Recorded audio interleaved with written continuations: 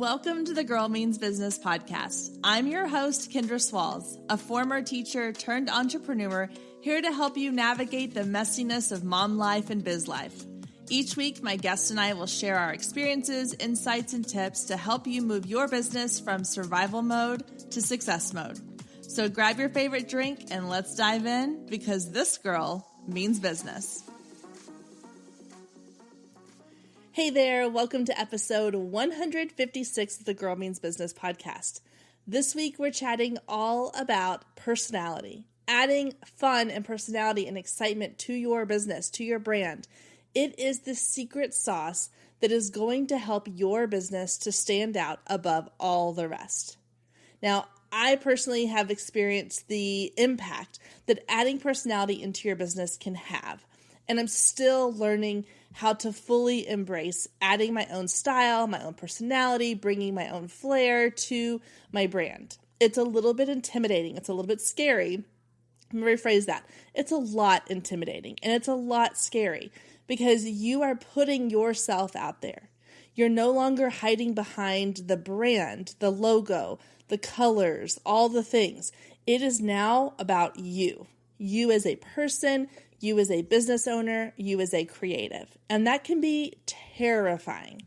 However, I will say that in my experience of slowly moving into adding personality into my brand, it has been such a huge pivot in my business.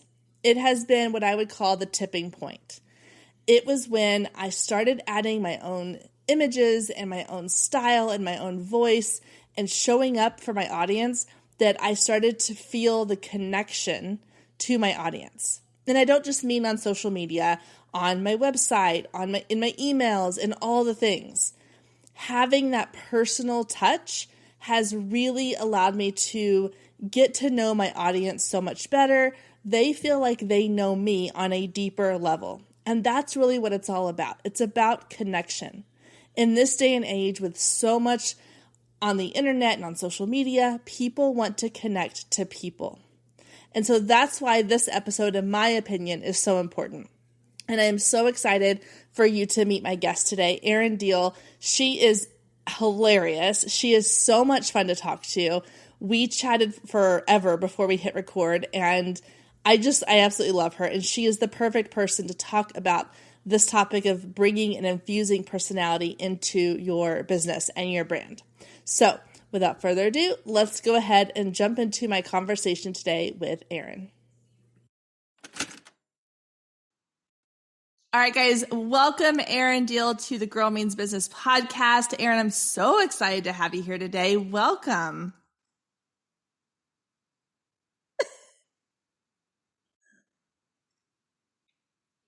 I love this show and what you stand for, so I'm excited to chat.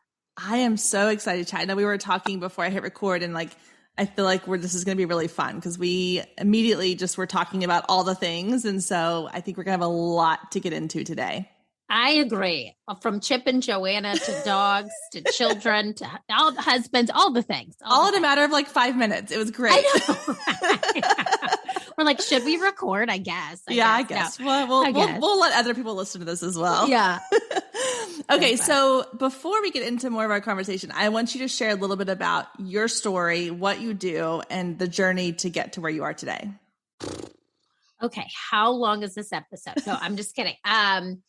Really quick, shortest version possible. I am the founder of a company called Improve It. We do professional development training. So we train on power skills, not soft skills, power skills. So things like effective communication, leadership, presentation skills, thinking out quickly on your feet, taking initiative, creative risk, all those things that you really need to be successful in your career. We are a B2B business, but we use here's the main part, improv comedy to train on these power skills. So I have an extensive background in improv from Chicago and trained at all the major theaters there, performed at all the major stages. And now we launched Improve It in 2014, made it through the pandemic, a completely in-person business that went completely virtual in a matter of 6 weeks. and are still kicking on that. But now I have a lean, mean internal team of 5 internal team members, and then 22 what we call improv professionals between Chicago, New York, LA, and Charlotte, North Carolina. And it's just been a crazy ride to get here. I never thought in a million years this would be what I do for a living, but it is. And I feel called to do it. It's what I'm here for. That's so awesome.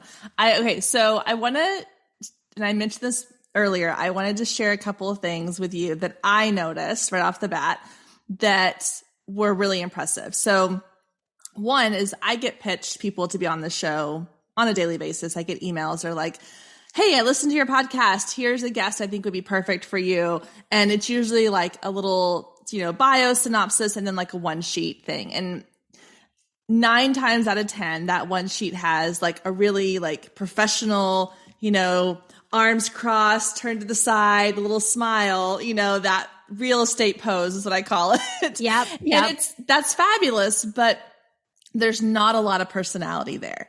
And so I always say, that's why I talk about a lot about like these podcasts and social audio and video are so important, because we want the personality, we want the connection, and you don't always get that from a photo or a bio. However, when I got yours, and a lot of times when I get these, I'm like, okay, I'll do a little research. I'll see if it's a good fit and I'll say yes or no. When I got yours, I was like immediate yes. Like your photos were so fun. Your personality shined through in your photos. It wasn't the cheesy real estate pose. It was you. It wasn't like even your bio and everything. It felt very genuine and very much like you were showing your personality through all of these different parts of these kind of static pieces in your business. Which then of course, like again, in the first couple minutes of us, like actually meeting face to face here on Zoom, like it shines through and we've had this great connection, but there was the way that your personality came through in your business is what originally like drew me to having this conversation. So what is that journey like for you of like recognizing like, this is who I am and this is how I want to put myself out into the world? Because that can be really scary, but it's also kind of the secret sauce to all of this. Oh my gosh. Okay. Kendra. So unpack all of that. Yeah. Well, let me just say, first of all, I am going to say this. I received that. I'm working on taking compliments. So thank you. That is truly the coolest thing. And when you kind of mentioned this is the angle you wanted to go with the show, I mean, I was surprised. I'm not going to lie. This is very cool to hear that. Because I feel like growing up, I've always been what is now called extra. I didn't really have a term for it. But it has always just been me being myself. I've been unapologetically that. There were definitely times growing up where I was bullied in middle school and I questioned who I was, but then I found that voice again and I just leaned into it. What's been hard for me just as a human, besides being a business owner, is really getting over that limiting belief of myself, that imposter syndrome. I have a podcast too. So turning that microphone on, let me tell you how many years I said I'm going to have a show. And then until I actually did it, you know what I mean? Yeah. So it's like that imposter syndrome of, what do I have to say? What do I have to give? It really took me a while to just get over that. And I still do. I still struggle with it, but I will say, Improve It was something that I felt if I didn't do it, it would be the biggest regret of my entire life. And it just clicked in my brain one day. I was in this course for a girlfriend of mine who had a blog, and this was early, like 2008, 2009, when blogs were the rage, and she was doing so well. And she asked me to come to pilot this course she was doing. And she said, it's for women who have a business idea. And I just want you to give me some feedback. And I said, Nicole, I have no clue. I don't have a business I want to start. In that pilot program that I took of hers is where the idea for Improve It came. And I just said, this is it. And so for a very long time, I didn't put myself the forefront of the company because I have these amazing, hilarious improv professionals. I'm talking about they've been flown to meet Lorne Michaels at SNL. Wow. Like they are that funny. Yeah. And I have always sort of said, it's me plus these people, but I was in the pictures, but I wasn't in the forefront. And it wasn't until probably 2019 and 2018, I decided we're going to have a show. I'm going to step out and kind of embrace this. And this is not, I know it's an acquired taste for some people. It's not everybody's cup of tea. And I'm like, okay, well, if I'm not your cup of tea, go grab a coffee. It's not a big deal. Right. And so it's been an evolution, but I do feel like when you feel called in your heart to spread a message. And so my message is laughter, levity, and positivity at work. That's it. Like I want people to show up at work and not hate where they work because we spend more time there than we spend with our families. And as an entrepreneur, as a mompreneur, all of the things, if I'm taking time away from my family and I'm taking time away from this little human that I'm loving and raising, I want it to be meaningful. And so I just really leaned into that. I really decided that it's time. And I've also had mentors along the way. I'm a big fan of having a coach, having a resource for you to help you lean into that. Because sometimes when you just saying this to me is so cool because I haven't looked at it that way in a long time. So it's having people who believe in you, surrounding yourself with teams of people, whether it's family, friends, coaches, mentors who believe in you and your idea, and then just going forward, putting blinders on, not getting stuck in that limiting belief, the comparisonitis that social media allows us to see every single day, and just going forward, putting your head down and believing in the thing that you believe in so much and going for it. And it's hard. It's not easy. Yeah. It is not easy. Stay with us. We'll be right back. If you have been listening to the Girl Means Business podcast for any amount of time, then you know my love of email marketing runs deep. Not only is it a great way to generate new leads, but it's one of the most effective methods for nurturing warm leads and turning them into sales. Now, over the years, I've tested several email platforms, and my favorite by far is Flowdesk. Not only do they make email marketing simple and easy, even for the technically challenged, but they have everything you need to create stunning emails, capture leads, make sales, and automate the entire process, giving you time back in your busy day. And the cherry on top is you're only charged one flat fee no matter how many subscribers you have. So while other platforms will increase your price when you go over your pricing tier limit, Flowdesk has no price increases or hidden fees. If you're ready to give Flowdesk a try, click the link below in the show notes to save 50% off your first year. Let Flowdesk help you design emails people will love. Click the link below and check it out. I have a feeling you're going to love it just as much as I do.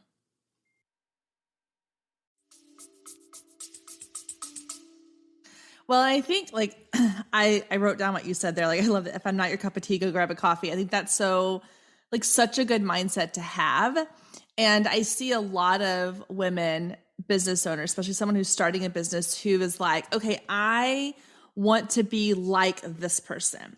I come from the world of photography where everybody's trying to find their style, and the immediate sort of reaction, or the immediate, go-to response is, well, I'm just going to emulate what somebody else is doing. And then years go by or time goes by and they start to realize oh, that's not me. It doesn't feel like me. And so once they finally find their own personal style and they lean into that, that's when the magic happens.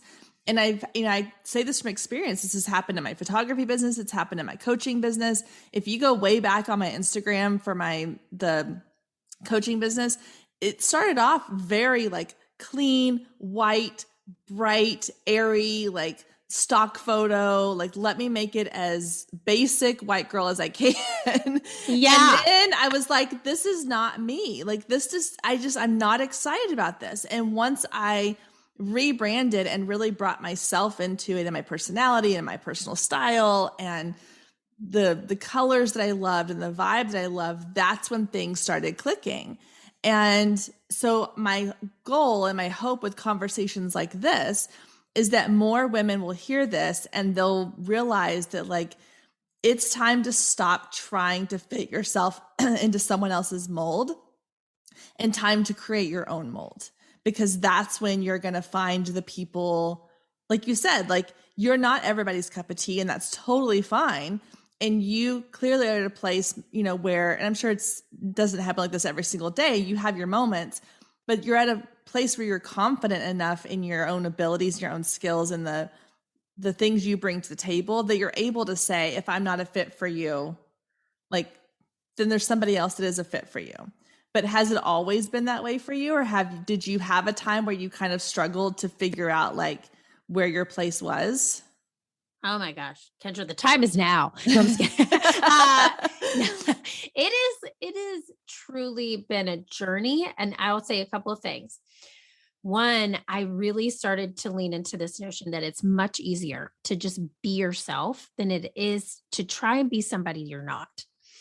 There was a period when, and I call myself a fail-fluencer for a reason. Okay. So one of the biggest tenets of improv is there are no mistakes, only gifts.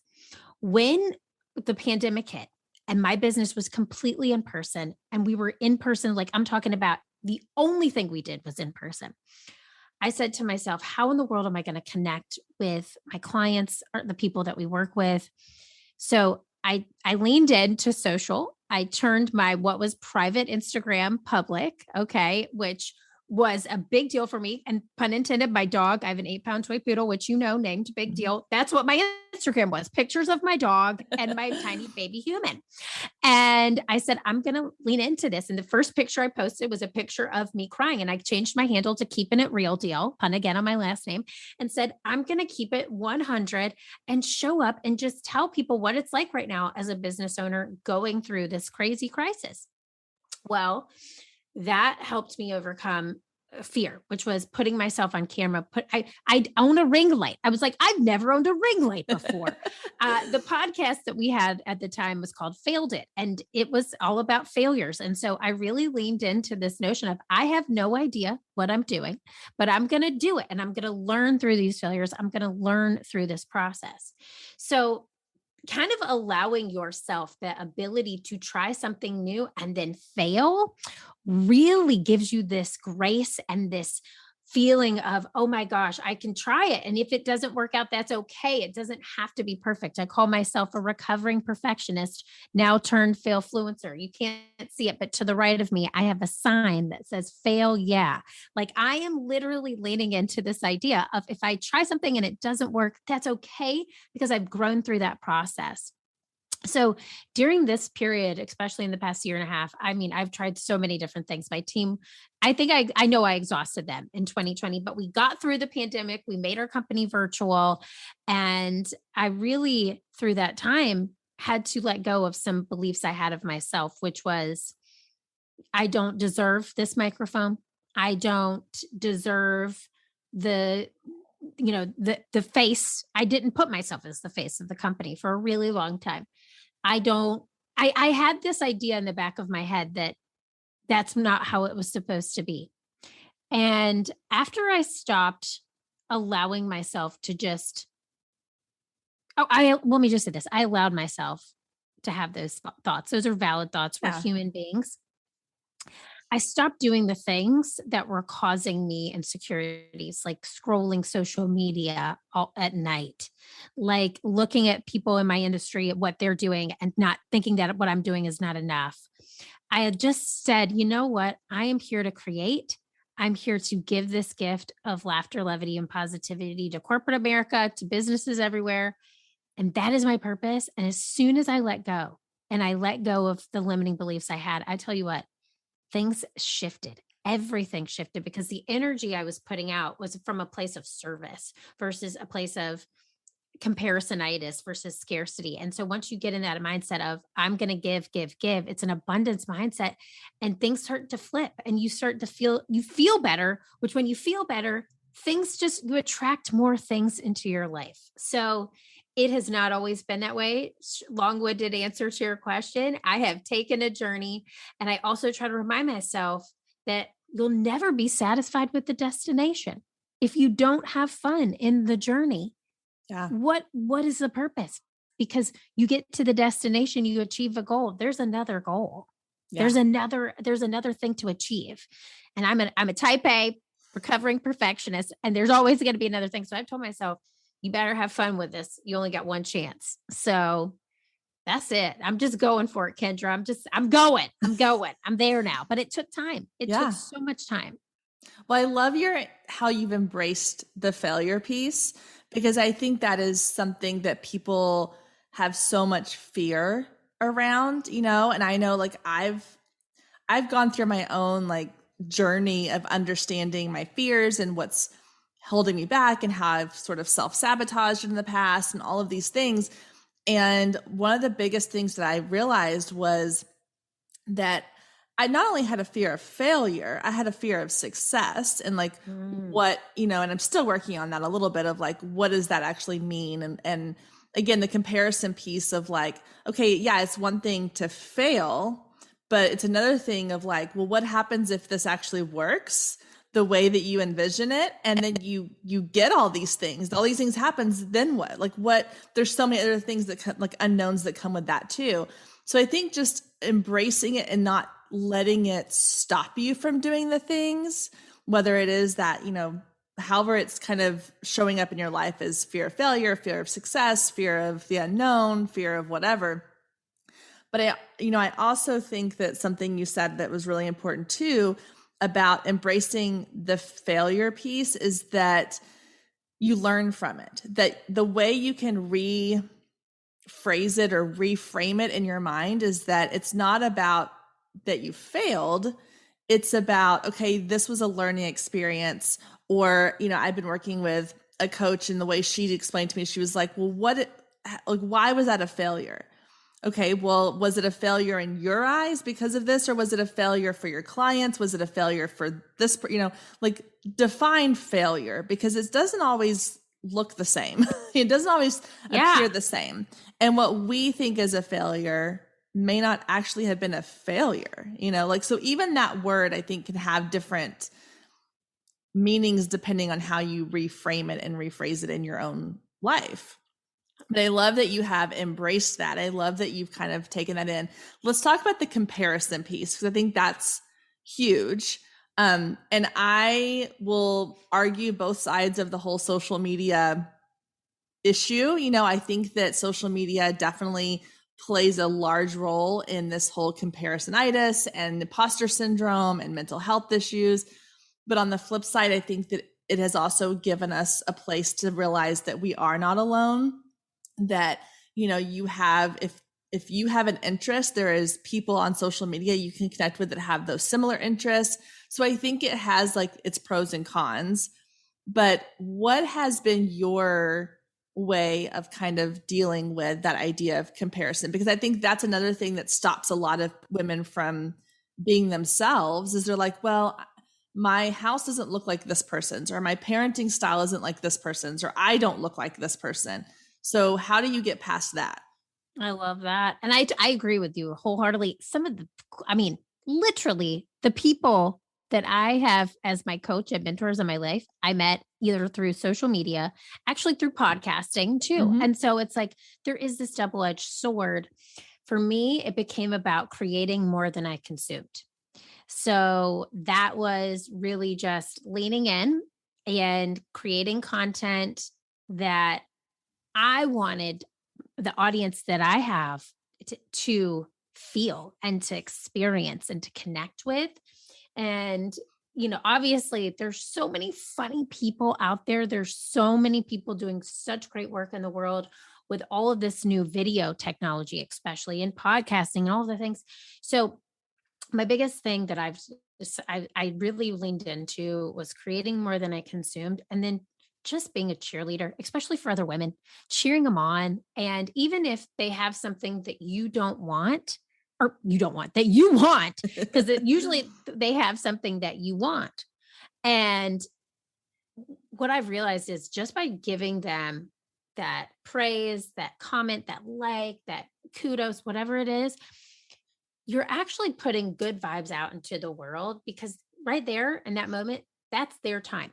Your time is going to come. Your time will come, but it's just not, maybe they're going through maybe they've launched a book and maybe you've always wanted to write a book and you're seeing them write this book and you're like, God, I really want to write a book. So happy for her, but I haven't written that book yet. When am I going to find the time? Right. Instead of just sulking and not giving love to that person, I decided I'm just going to show up with love and give love to that person. And then know that when it is my time will come. So that has been really hard. Comparisonitis is huge. And I feel like you said, on both sides of the sword here with social media, there's pluses and the minuses. I did get caught up in the minuses for a while. That was hard. That was hard when I finally started using the platform as a way to create and connect with people versus just to show some pictures to my friends of my kid. It was different. It was a different way of showing up. And I think that the people who I had on my just to use Instagram, for example, who I have been following me were my friends, and they were just so used to like the dogs and this is my vacation. This is me on vacation with a thumbs up. And it just, I think some people might've been surprised and that's okay. But I definitely had to get over that comparisonitis to keep moving forward. And those are the two ways that work for me. And I hope they work for people listening today. Cause it's hard. It's hard. Yeah, it is. And that is definitely something that I think is a big struggle for a lot of women, especially women who are still trying to figure out like how to show up in that space. Because it does feel like it's a very crowded space. It feels like it's a very intimidating space if you're jumping into it for the first time. But I think, like I said, the greatness is that there is a spot for all of us and there's a community for all of us out there. We just have to be willing to go find it and to be willing to say like, hey, this is the community that I'm looking for. Come join me. Yes. Yes. And it's like what you put out, you'll attract back. Right. So I just try to really pour love into the people I see putting good energy out there and just continue to give them some kudos because they're doing good work. Yeah. And I think that's just all we can do at this point. And it is a crowded space. It's a sandbox, right? So we can all play in that sandbox together. Yes. We can build different types of sandcastles, but we can all play. And it does feel saturated, but at the end of the day, it's fun. If you make it fun, that's the rewarding part. Yeah, no, I agree. And I think like the sandbox scenario, I'm like, I like to think of it more of as like just an entire playground. Some kids are playing in the sandbox, some are on the monkey bars, some are on the swings. Like everybody has their own little area and you find your group and you go, hey, let's go over to the monkey bars and hang out there. And like, you just have to find those people, but you're not going to get that by sitting on the other side of your screen scrolling. You have to be active and you have to put yourself out there. This is what I say all the time too. Like people don't connect with a logo. People connect with a person. And so for you, you said you decided to kind of make yourself sort of the face of this company, but when you weren't before, what was that decision like? And what made you decide to do that? Just what you said. I'm not joking. It always makes me crack up when podcasters like, I have chills. I literally just got chills because I was like, that is exactly what I said. It was, how funny. I was this logo. Yeah. We were this logo. And you would see me in some pictures and you people who knew me that I was the founder of the company. And I led a lot of the workshops. So definitely like there was that, but to market ourselves, to put my face on, the press kit I sent you, to put my face on the front of the website and keep, using video to create content and podcasts and create content with my face on it was a big deal for me. And I will say that it took a mentor of mine to tell me exactly what you just said. People connect with a person.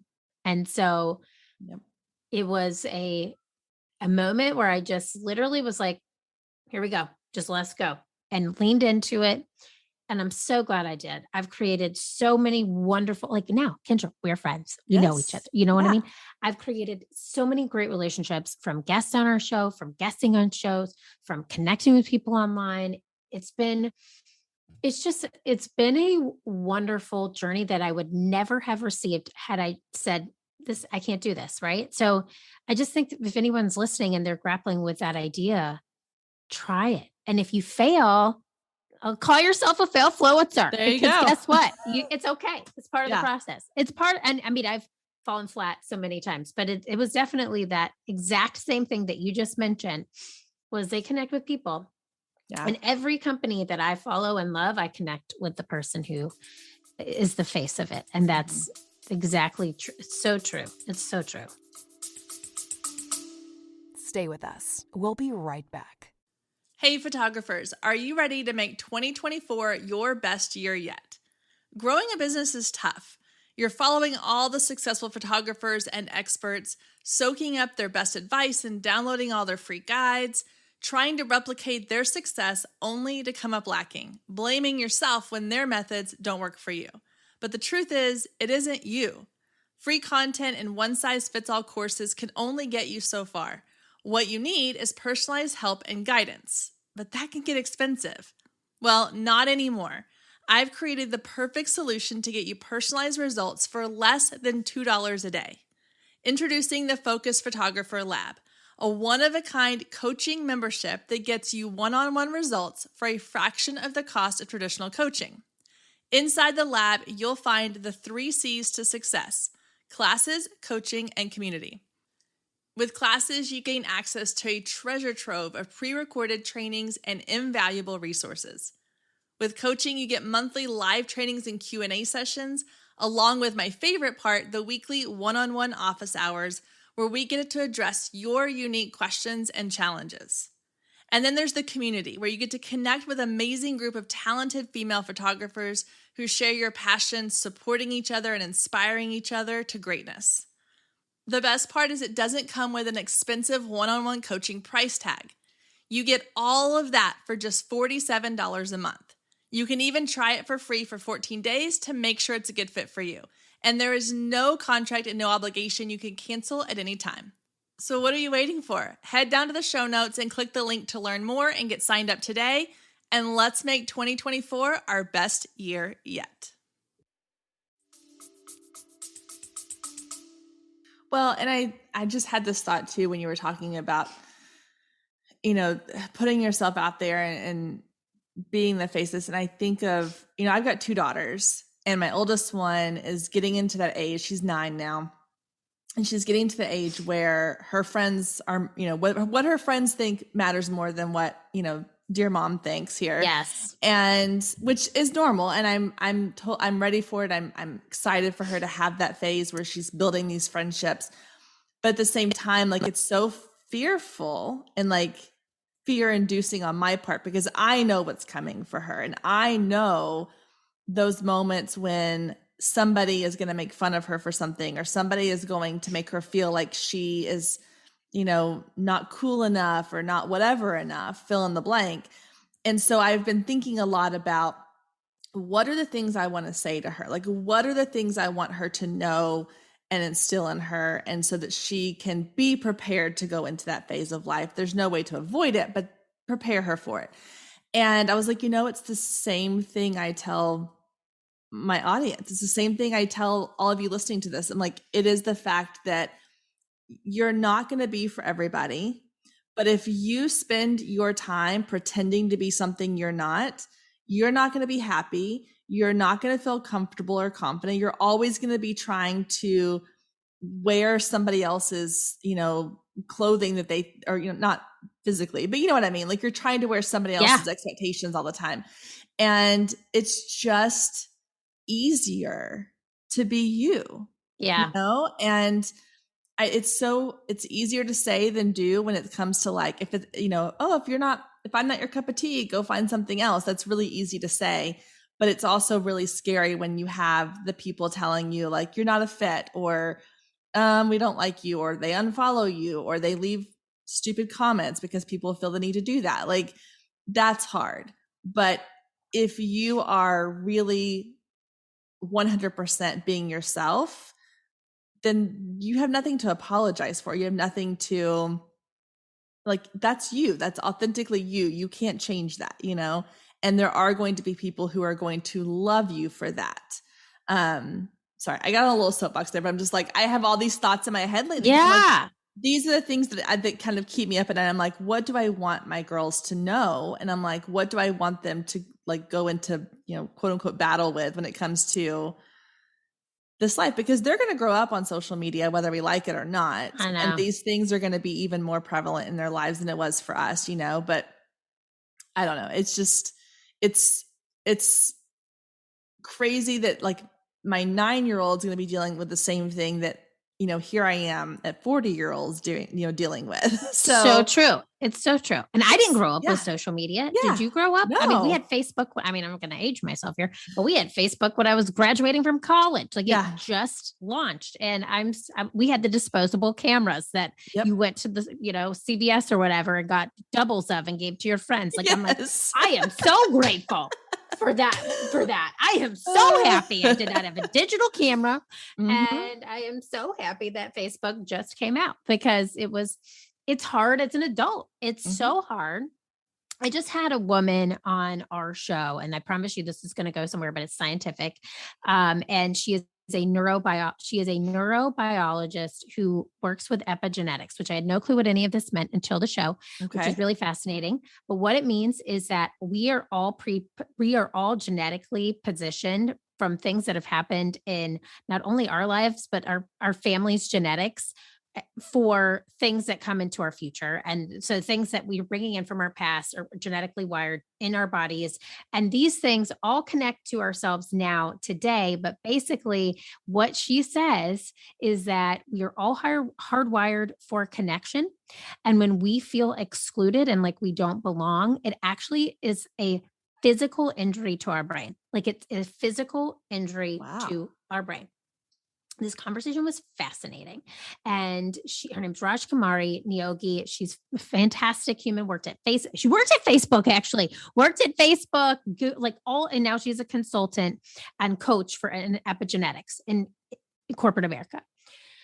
Long story short, to say, it is so amazing to witness what you just said. I'm going to give some love to you here, Kendra, because what you're trying to instill in your daughter is the things that I think we as women should instill in ourselves. It's always like when you ask yourself, how do you get over these comparisonitis things? I've always leaned into that quote. What would you tell your son? And he's 2.5. So what would you tell your child? And it's almost like the things that you were just flowing through your body and your mind are the things that we as women and as mothers and entrepreneurs and business owners are telling our children, but it's what we should internalize and tell ourselves. And it's almost like we're so hard on ourselves sometimes when we feel excluded, when we don't feel like we belong. It does send that injury feeling to our brain, but at the same time, we can get ourselves out of that moment by really mothering ourselves first. And that's what, you're a fantastic mother. I can feel it. And I think that's what a lot of women forget is like, we put a lot of energy and love into loving these tiny humans. But if we can love ourselves that much too, and give that love to ourselves first, we can really talk our way into anything, because everything we do is based off of a belief in our own mind. Yeah. And if you believe you can do something and you believe like you belong, and if you don't feel like you belong in somewhere, or you're not feeling like a culture of belonging, or this space isn't your space, go to another space, because you don't need those people anyway. Yeah. Well, and again, that's the beauty of why, like, the time we live in now is, you have unlimited spaces you can find to be a part of. You can find, we're connected to people all over the world, and with a click of a button and a screen on our phones in our pockets. And it fascinates me. And it also kind of blows my mind at just how connected we are these days. And the fact that we are able to live in a time where, yes, it has, like, again, the double-edged sword of, it also opens up a whole world of comparison, but it also opens up a whole world of find your people. I think that term, like, find your tribe, it's way overused, or at least it was for a while, but it also is very true. Like, you have the ability to find your tribe. And if you're building a brand on social media, you have the ability to build a tribe and lead a tribe of people and create community. And I think that if you're putting yourself out there in a way that does not feel true to you, you're going to attract people who are not people you really want to have in your community. And so if you're putting yourself out there as yourself, which, you've done, and you've probably, I'm assuming, I don't know the ins and outs of your business, but I assume that like the team you have built, the people around you, they all feel like an extension of you because you're being true to who you are. And now you're going to build a following and a community and clients and consumers of people that are wanting you as you. Does that make sense? Like, I feel like I've kind of gotten off on a little tangent there, but no. And that's truly, so interesting you say that, because my younger brother listened to the show that I have, the Improve It podcast. And he was like, I just feel like, you should, because I'm his big sister. I play around, I am as myself on that show as I possibly can be. And he's like, I just don't, I'm not resonating with it. I'm like, because it's not meant for you. This show is not meant for you. And it's meant for leaders. It's meant for people who care about their team. And he doesn't lead a team of people. And, I said, it's meant for people who are caring about their talent development world and care about the growth trajectory of their teams. The thing is, what you put out, like you just said, you will attract. And I've also, with this comparisonitis, witnessed a lot of people in comedy who are online doing comedy videos, and they're kind of like sarcastic or, got a little bite. It has a bite, right? Yes. Yeah. And those things crush. Those go viral. They're funny. And I've done a couple of snarky ones myself, and those get some views. However, that's not the vibe that we have here. And it's like, I can do that. But if I really want the type of people in our community that believe in the power of positivity and support and love and laughter and levity, and really this notion of yes and, which is a whole fundamental of improv that I won't go down, I've got to stay true to that. And that is what we've really started to attract, is this, like you said, tribe of people who really want that vibe in their lives. And it's so true. You attract what you put out is what you will receive back. Yeah. Well, and I'll say this one thing and we'll kind of wrap up, because I know we could go on forever. I know. But when you said that, like that, the idea that, you could create those kinds of videos, but you're not going to be attracting the right people. I have seen this happen so many times. And I have a good friend that I've met through social media, and she tells this story a lot, that she has a friend who runs a business, and I don't remember exactly what her company is, but it's, let's just go with the idea of the photography business. But then she puts out an Instagram reel or a TikTok video, and it's some trend, and it's something that is nowhere near what her business is about. I think the one she did was like her like walking out in like a bath towel or something, and like her son was in the room. I don't remember the whole concept of the reel, but it was not her brand.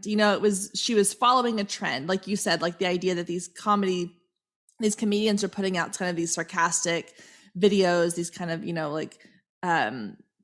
little biting clips, things like that. But that's not your brand. So she put this out. She got tons of followers because it went viral, but they weren't followers who were there for her brand. They were followers who were there for that one little moment. And when she stopped being that one little moment, or that wasn't who she was to begin with, a lot of them left. Yeah. And so it's this roller coaster thing, but it was like, she was like, I wish I had never even done that video, because I would much rather have put out content that was genuine to me and slowly grown my following than to have done this thing that was so off brand.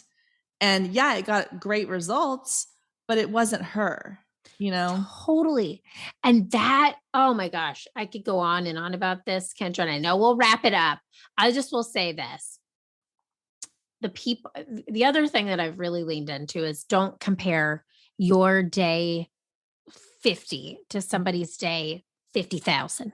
It takes time to build a brand, to build a business. And the people that we look to, who we emulate or compare to, they've been going at it for years longer than we have. And if they're in the same time frame as us, and they've gone, it's just, it is very hard to look at two people and say they're on the exact same path, because they're two completely different people. They have two completely different personalities. They're attracting most likely two completely different types of audiences. So really staying in our lane and just focusing on attracting the right people, bringing the right people to your community, being true to who you are. I mean, I love you for saying this about, my personality and the brand. This is it. I can't change. There's nothing I can do to change who I am. There's absolutely nothing I can do. So the only thing I can do is lean in. And by leaning in, I am leaning into my whole self, who I was put here to be. I mean, there's times I wish I was cooler. I'm going to be real. I'm like, I want to be a hipster. I want to be a hipster. I can't. I cannot. This is it. So this is what I'm here for. And I'm just going to ride it out, and I'm going to do the good that I'm supposed to give to the world. And that's all I can do. And that's all anybody can do. So just lean into you. Yeah. Lean into you. I'm going to finish with this. When you said the hipster thing, it made me think of this really funny story, but it's so relevant. We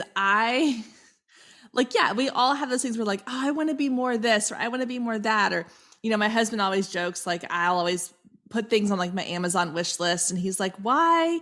Like, for example, he's like, why do you have like a pizza stone on your wish list? I'm like, because I want to, like, he's like, you've never made like we don't ever make homemade pizzas. Like we don't have pizza. Like, what is, he's like, I'm like, well, maybe I could be the person who does that if I just have the thing.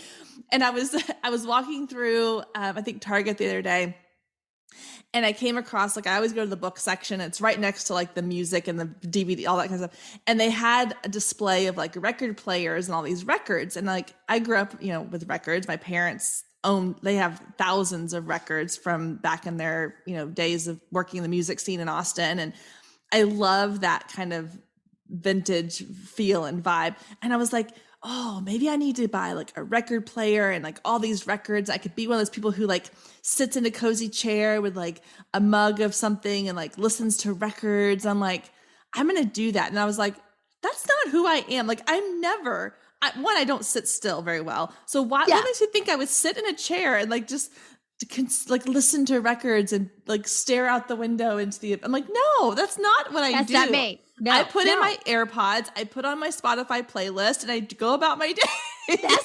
That's it. And I'm like, same with me and the cooler, but also same with me and like being a really domesticated woman at home. Like I have just leaned into the fact my son's name is Jackson. Sorry. Mom is going to be the mom who brings the chips and dip to every function at your school. You're going to get the pay. I'll do plates. I'll bring plates and napkins. Okay. I'm not a baker. I can't. And so I'm like, I gotta lean into that because I am just who I am. And it's that to me has been the greatest gift I've given myself and you too. We don't need vinyl and we don't need to make cookies. We just need to be us. We need to be us. Yeah. I love this, Kendra. And I think, hey, I'm going to send you a vinyl record. Just send me like a recipe that I won't make. I will. And then just as a reminder, this is not who you are. Yeah, just yeah. And I'll hang it in my office of just like, hey, be you. That'll be the thing. A frame that says be you. Oh, I love it so much. Oh my gosh. Okay. Well, this was the perfect way to wrap this up because that was so fun. So tell everybody because they're all going to fall in love with you listening to this like I have. So tell everybody where they can find you, learn more about you, connect with you. You're so sweet. And I love you. Okay. You can find us. Our website is learntoimproveit.com. LEARN2TO. I'm spelling. Why am I spelling? I don't know why see, this is why I'm not cool.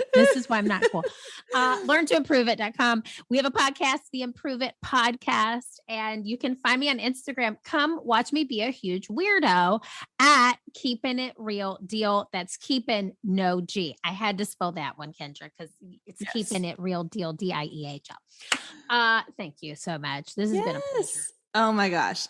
This has been so much fun and I wish it could go on forever. So, I want to have you back on again in the future and do this again. Me too. I'm here for it. I'll bake cookies. No, I won't. No, I won't.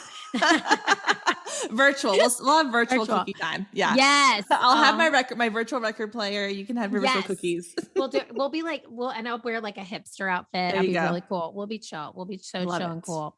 Yeah. Oh my God. Thanks for having me. We'll talk in like a real NPR voice the entire time. Yes. I'll be like, I am not extra at all. I'm just chill. I'm just here chilling. Yeah. Me being chill on the show. I don't know if I could do it. Couldn't do it. No. That's the whole point. You can't do it. Don't be something you're not. All right. Thank you so much, Erin. We'll talk to you soon. Thanks, Kendra. Thank you so much for joining us today. I hope you enjoyed the conversation as much as I did. And as always, you can find any links or resources mentioned in today's show down in the show notes.